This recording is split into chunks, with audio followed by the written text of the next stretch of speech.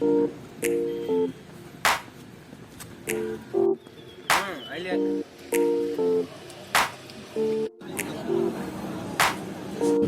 কেটে গেছে।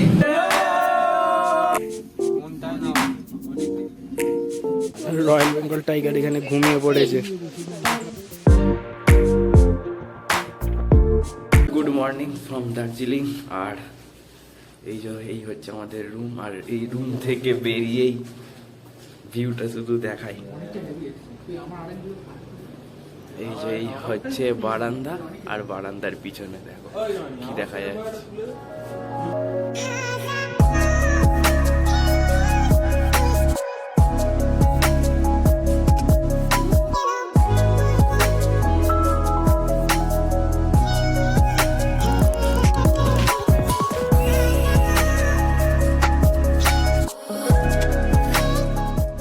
হোটেল থেকে বেরিয়ে পড়েছি। এবার আমরা আজকে এখন যাব হচ্ছে, কোথায় যাবো, রোপওয়ে না? তো রোপওয়েতে যাবো আগে, তো সেখানে দেখো। আর এই যে এখন সিঁড়ি দিয়ে নামছি, এখন এই সিঁড়ি দিয়ে নামছি। এই সিঁড়ি দিয়ে এতটা নেমে হচ্ছে মাইলের রাস্তায় চলে যাবো।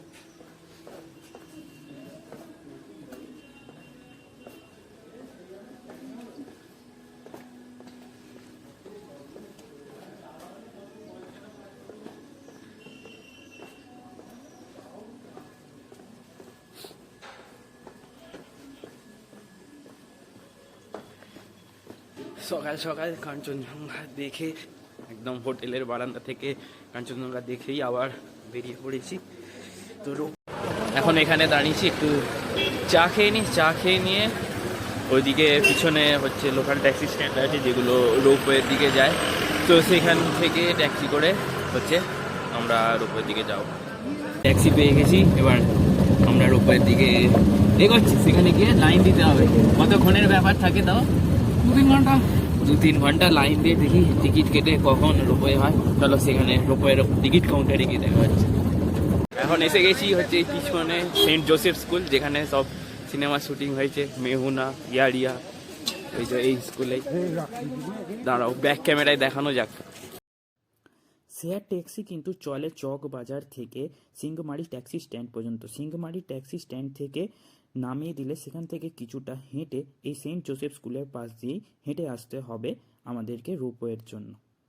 হচ্ছে রোপওয়ের লাইন, 10টায় হচ্ছে রোপওয়ে খুলবে, 10টা থেকেই টিকিট দেওয়া শুরু হবে। তো এখানে এসে আমরা আপাতত লাইন দিয়ে রেখেছি। এখন বাজে 9টা, আর এখনই এতখানি লাইন পড়ে গেছে। এরপরে আসলে কি হবে আজকে 25শে ডিসেম্বর কে জানতো। সুতরাং আমাদের যে ডিসিশন আপাতত তাড়াতাড়ি আসার, সেটা ঠিকই নেওয়া হয়েছে আপাতত বলেই মনে হচ্ছে। এবার দেখা যাক 10টায় চালু হোক।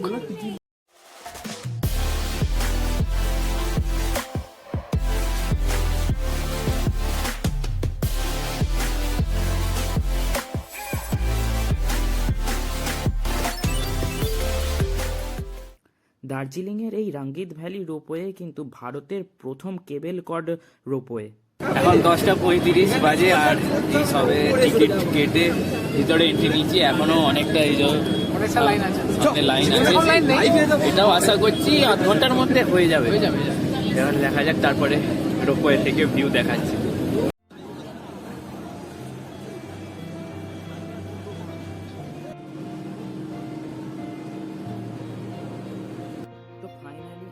রোপওয়ের কেবিন এসে হাজির হলো এবং সবাই আস্তে আস্তে সুন্দর করে রোপওয়ের কেবিনের মধ্যে উঠে পড়লাম।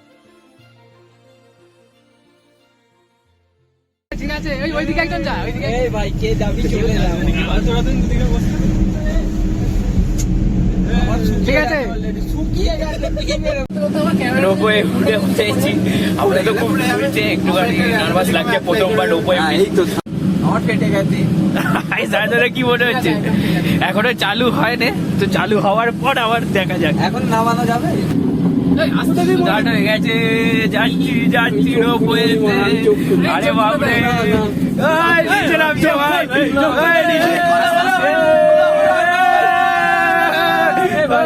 উল্লাস, পিছনে কাঞ্চনজঙ্ঘা, তার মাঝখান দিয়ে আমরা চলে যাচ্ছি। বেশি না দরকার। আমাকে একটু দেখতে দে। ফোনটা ভালো করে রাখো। কি মনে হচ্ছে কি মনে হচ্ছে বলো। এই প্রথমে খুব ভয় লাগছিল, এখন বেশ ভালো লাগছে। এখন সত্যি ভালো ভিডিওতে কি মনে হচ্ছে? এখন মারাত্মক লাগছে। এখন সত্যি ভালো লাগছে। এখন ভালো, লাইফ টাইম এক্সপেরিয়েন্স। এখন অনেক স্লো যাচ্ছে, এখন অতটাই কিছু ভয় লাগছে। প্রথমটা বড্ডই দৌড় লাগছিল, মনে হচ্ছিল কি হয়ে যাবে নাকি। ও ভাই সাহেব দেখ না রে। সেই ওপর থেকে আমরা চলে এসেছি, এখন নিচে অনেকটা। আর এই দিকটা দেখানো যাক একবার, কাঁচের বাইরে দিয়ে বের করে দেখে দেওয়া যাক কাঞ্চনজঙ্ঘা প্লাস রোপওয়ে। দেখো কাঞ্চনজঙ্ঘা দেখতে দেখতে আমরা এখন রোপওয়ে সফর করছি, তার সাথে দারুণ দারুণ দার্জিলিং এর চা বাগান। Awesome experience. লাগছে না, হেভি হেভি।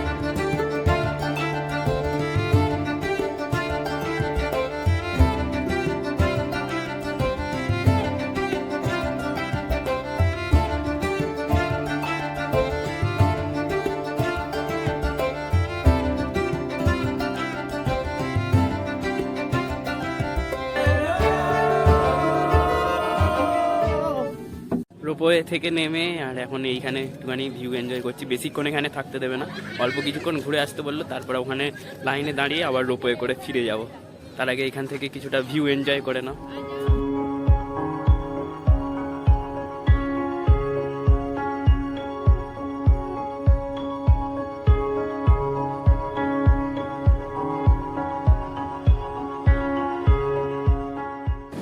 রোপওয়ে থেকে নেমে ভিউ পয়েন্টটা ঘুরে এখন আবার বসে আছি।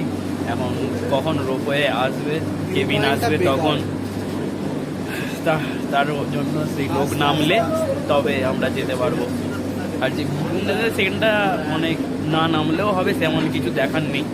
তো অনেক কেউ যদি না নামতে চাও তাহলে না নামতেও পারো, অসুবিধা হবে না। একবারে তোমরা বলতে করেই ঘুরে চলে যেতে পারো, তাহলে তাদেরকে বলে দিলেই সেইটা হয়ে যাবে যে আমরা নামবো না, তখন তারা ডাইরেক্ট পাঠিয়ে দেবে। আর নামলে এখানে কিছুক্ষণ ওয়েট করতে হবে, রোপওয়ে ফাঁকা হলে তখন আবার সেই রোপওয়েটা তুলে তোমাকে উপরে পাঠাবে।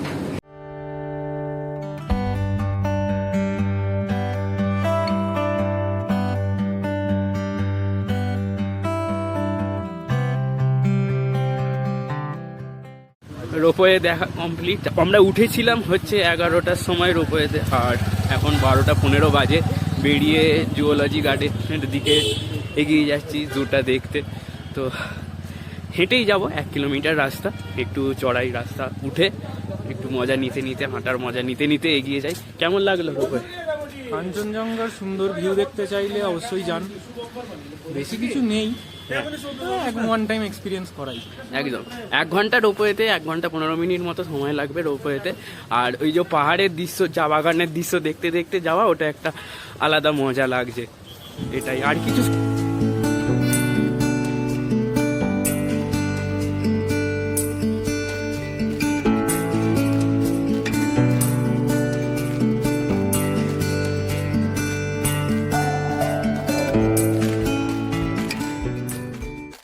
হাঁটতে হাঁটতে আমরা অবশেষে চলে এলাম চিড়িয়াখানায়। আর চিড়িয়াখানায় ঢুকেই প্রথমে চলে গেলাম এই রেড পান্ডাটি দেখতে, যা ছিল দার্জিলিং চিড়িয়াখানার মূল আকর্ষণ। এছাড়াও দার্জিলিং চিড়িয়াখানাতে ছিল বনবিড়াল এবং বিভিন্ন ধরনের পাখি। সেগুলি দেখে আমরা আরও বিশেষ বিশেষ প্রাণীগুলিকে দেখার জন্য এগিয়ে গেলাম। দার্জিলিং এলে সবাইকেই অনুরোধ করব অবশ্যই দার্জিলিং জুটা একটু ঘুরে যেতে। সবারই আশা করছি খুব ভালো লাগবে।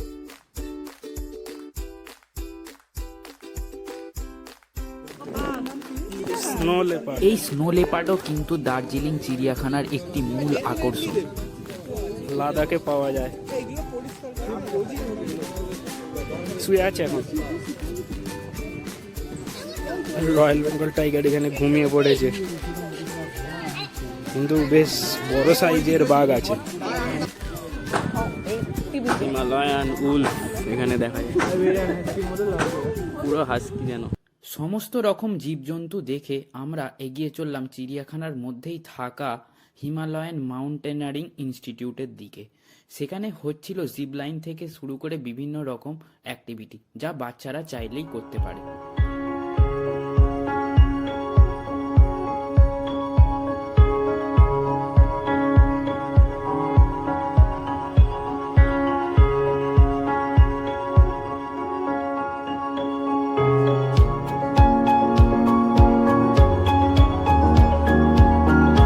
এটা হচ্ছে হিমালয়ান মাউন্টেনিয়ারিং ইনস্টিটিউট, এটা হচ্ছে মিউজিয়াম, আর এটা হচ্ছে শিল্পা তেনজিং নরগে, তার সমাধি করা আছে।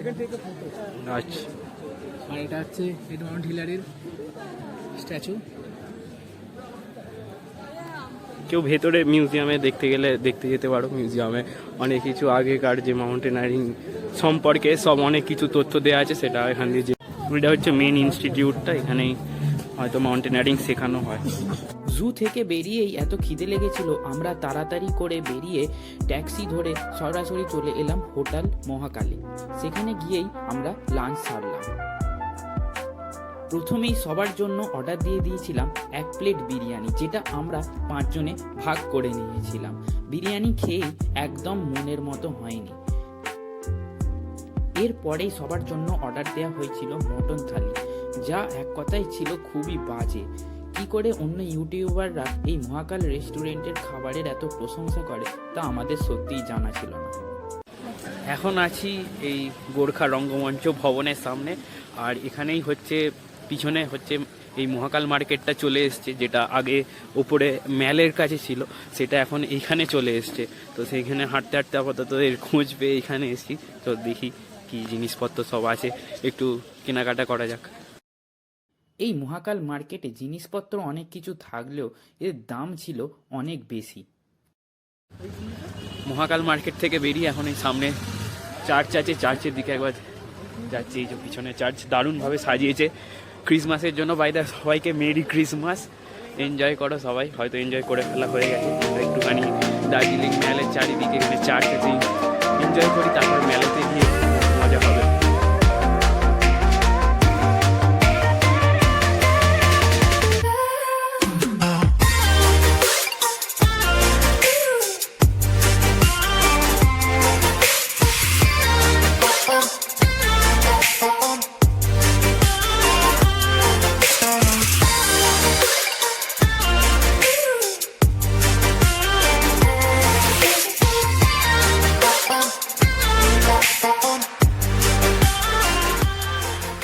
Good morning from Darjeeling once again. আর আজকে আমাদের শেষ দিন এখানে। আজকে এই 3টের সময় ট্রেন আছে এনজেপি স্টেশন থেকে, তো আজকে গাড়ি বুকিং হয়ে গেছে। তো দেখি 8টা সাড়ে 8টার মধ্যে বেরিয়ে যেতে হবে। দেখা যাক রাস্তায় কোনো আজকে সাইট সিন হয় কি না, হলে ভালো, আর না হলে আর কিছু করার নেই, ওটাই মেনে নিতে হবে। আবার পরের বার আসবো অন্য কিছু সাইট সিন করার জন্য। নিচে নামার জন্য, জলপাইগুড়ি যাওয়ার জন্য সবাই রেডি, একদম ব্যাগ ব্যাগ নিয়ে। কিন্তু গাড়ির কাছে চলে এসেছি, পিছনেই আমাদের গাড়ি দাঁড়িয়ে গেছে। এই গাড়িটা করেই চলে যাবো, একদম সবাই রেডি হয়ে চলে এসেছি। দেখা যাক কোনো সাইট সিন হয় কি না।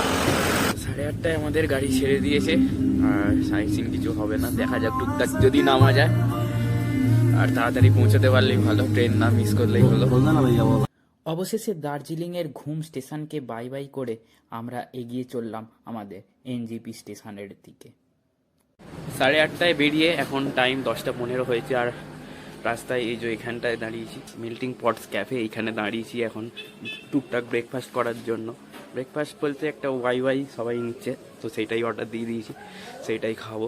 তো দেখা যাক, সেইটা খেয়েই আপাতত এনজেপিতে চলে যাব, তারপর সেখানে গিয়ে লাঞ্চ করব। দেখা যাক ওয়াইটা খেতে কেমন লাগে। এই ওয়াই খেয়ে সবার কিন্তু মন আর পেট দুটোই খুব ভরে গিয়েছিল। ব্রেকফাস্ট সেরে দার্জিলিংয়ের এই অসাধারণ রাস্তা উপভোগ করতে করতে আমরা এগিয়ে চললাম এনজেপির দিকে।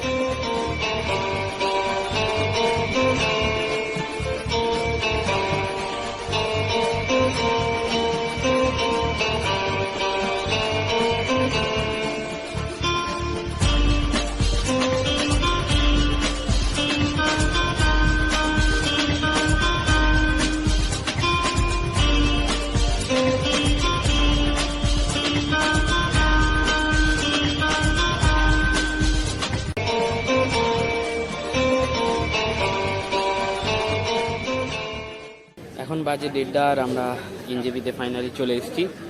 আর এখানেই হচ্ছে এই রেল কোচ রেস্টুরেন্ট আছে, সেখানে একটা ফিশ থালি অর্ডার দিয়েছি। এখানে লাঞ্চ করে এখন স্টেশনে চলে এসেছি এনজেপিতে। আর আমাদের Vande Bharat train platform number 1-এই দাঁড়িয়ে আছে। ট্রেনটা ছাড়বে হচ্ছে 3টের সময়। তো লাগেজ রেখে দিয়েছি।